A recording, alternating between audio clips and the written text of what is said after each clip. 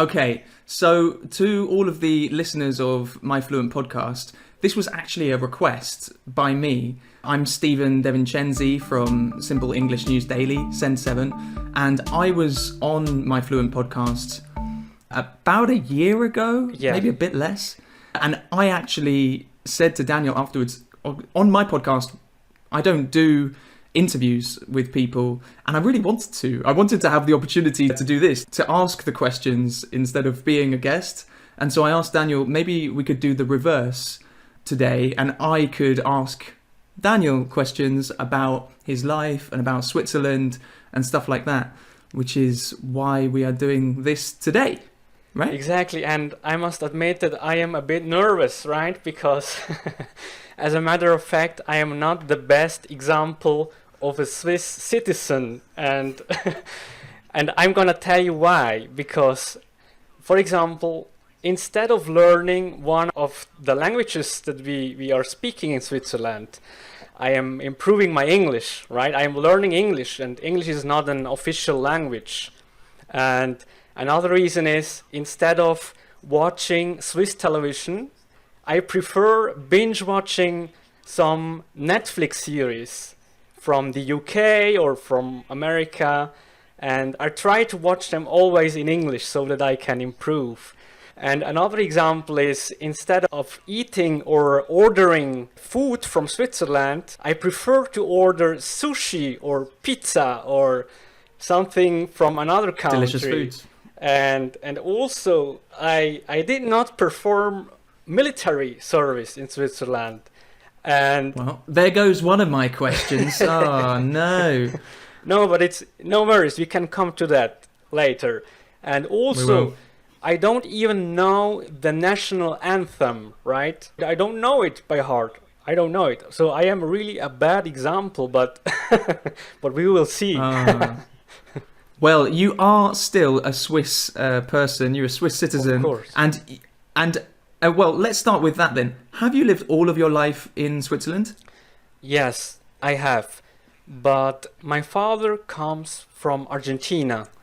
So I grew up in Switzerland, but my father talked to me in Spanish. So I grew up bilingually.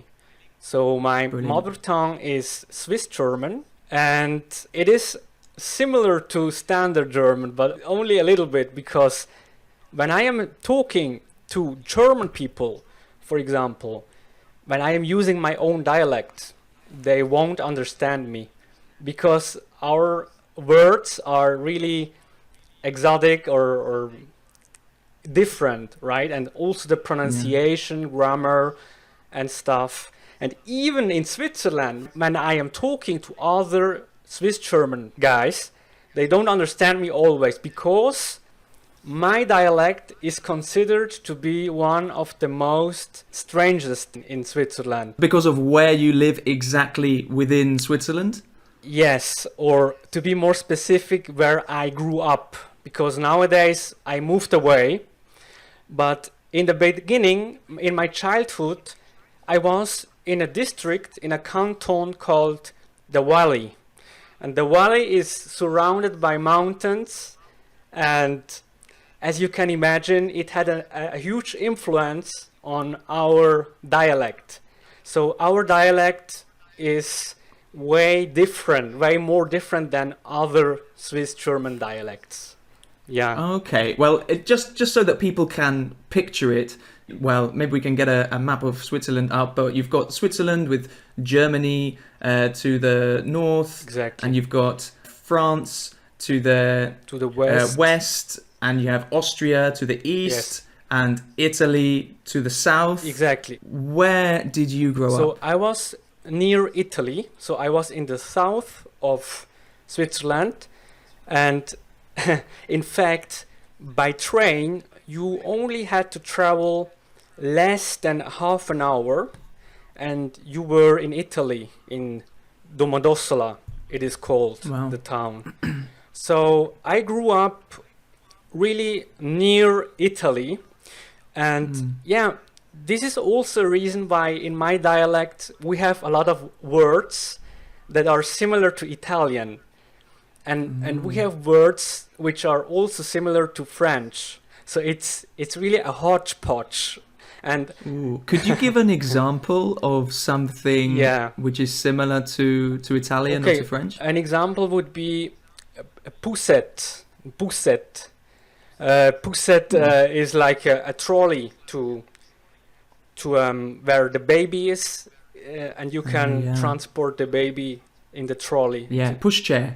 A pushchair in English, I think. Okay, and in my dialect I say poussette, and I think also in French it would be poussette. And in German, do you know what that is in German? Ein Kinderwagen. Yeah, Kinderwagen. Makes sense. Yeah. And there are many words, and it is funny because I was not at all aware of it, but my girlfriend noticed it and mocked me. Because in the beginning I told her, no, you're kidding me, right? But then I noticed and I was aware of it. So this is that's really nice. Really nice, yes. Yeah. Well, maybe we can go back a little bit and get more of a general picture, just for people who don't know.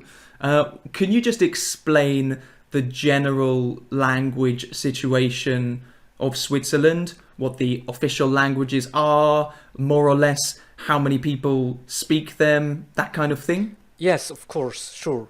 So in Switzerland, even though we only have 8 million people, even though it is a very small country, we have 4 official languages that are, I will begin in the reverse. I will begin with the smallest one, which is Rätoromanic or Romansh.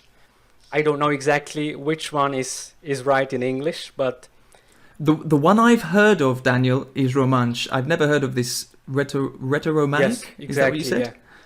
Yeah. Okay. So let's call it Romansh, and only about 40,000 people are speaking it, and I think it is also a language which is endangered. Yeah, it is one of a lot of languages which are endangered to get extinguished, right? Yeah. And then we have it. Before you move on, sorry, but have you met people who speak Romansh? Yeah, of course I have met people, but the thing is I don't understand Romansh, and to me it sounds a little bit like a hodgepodge or a mixture between Latin and Italian, maybe, but I really like it. Yeah. Do you think that Italian speakers might understand Romansh or not? No, I would say maybe they can notice a few words, but I wouldn't say so. Yeah. So do you think that the people who speak Romansh as their first language, they speak another language as well, right? Yes, of course. Maybe Italian. They have to, right? Because when they grew up in school, they learn German, and as only so little people are speaking Romansh, they are forced to learn other languages, of course. Yeah. Okay, I'll let you go on to the next language now. The next language would be Italian. I'm not quite sure how many people are speaking it, but my guess is it is a wild guess, right? Maybe 300,000 people or 400,000. Okay, so maybe 10%. Yeah, maybe. Something like that. We can look this up later. Yeah. And then French, of course. But the main part of the people are speaking Swiss German.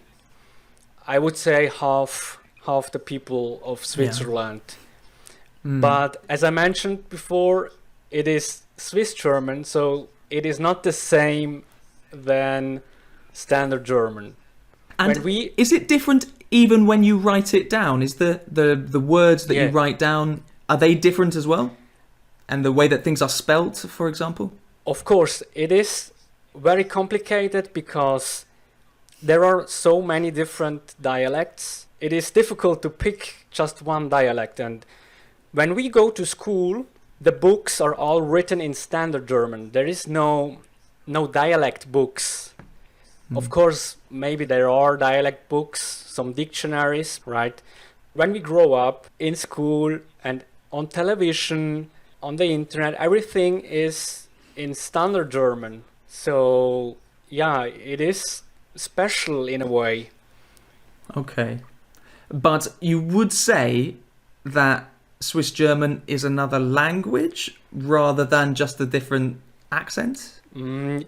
Dialect, maybe? It's a difficult question because I would say so, because as I mentioned before, when I am talking to German people, maybe from the north of Germany, they will not understand me. And and people from the south, like Bavaria, they are more likely to understand They you? are more likely to understand me, but you have to know that I am now more than 13 years away from my hometown, where I grew up. Yeah. So that means that I know exactly which words are not understood by others. So I don't use them anymore. And also my dialect has changed automatically, unconsciously, right? Because it's just the way how it works, because I am surrounded by so many people who are speaking in another way than me. And then my speech is changing as well. Where do you live now, Daniel? I live near Basel. It's in the north of Switzerland. It's near the German border. So you've changed sides. You grew up in the south, and now you've been living in Basel, close to Basel, for quite a while. Yeah, and now, do you think that your German is a little bit more international, a bit more general, more similar to German from Germany, maybe? Maybe, yes. I would say so. Yes, but hopefully my colleagues from my hometown won't listen to me right now. Or they think you're a traitor. Yes. Okay, great. So, do you think it's very common for people to speak another language? And during your lifetime, have you learned a second language from Switzerland? Do you have to learn a second language from Switzerland when you are at school, for example? So I will begin with the situation back in school. So when I went in the third grade, I had to learn French in school. But of course, as is in every part of the world, I guess, it's not a very effective and efficient way to learn a language. So even though I had many years of French, it was difficult to being capable of keeping up a conversation. But I would say, because I was really keen on languages and I love languages in general, for me it was easy. Yeah, it was easy to learn it. And do you think that today you can you have a conversation in French, more or less? Yeah, I would say so, but of course I would make many mistakes, many grammatical mistakes, but the other person would understand me perfectly, I would say. Yeah. And that is the most important thing, in my opinion. Great. Oh, definitely. Absolutely. That's what I always say to my students, and that the most important thing is communication, no? Yeah. To get your message to the other person and the other way. Yeah, definitely. And when I was about 17, I had my first English lesson back in school. But these days it's quite old, 17. Yes. Quite late. Quite late, yes. But these days it has changed. So children are learning way earlier English in school. And also, I mean, depending on the canton where you're living, the situation is quite different. But generally, people in Switzerland, the second language they will learn will be another Swiss language. Yes. No, so in the Swiss German parts, it's more likely that they will learn French as a second language. In the French speaking parts, they're more likely to learn German as a second language. Yeah? Yes. Is that right? Yes, absolutely. Yeah.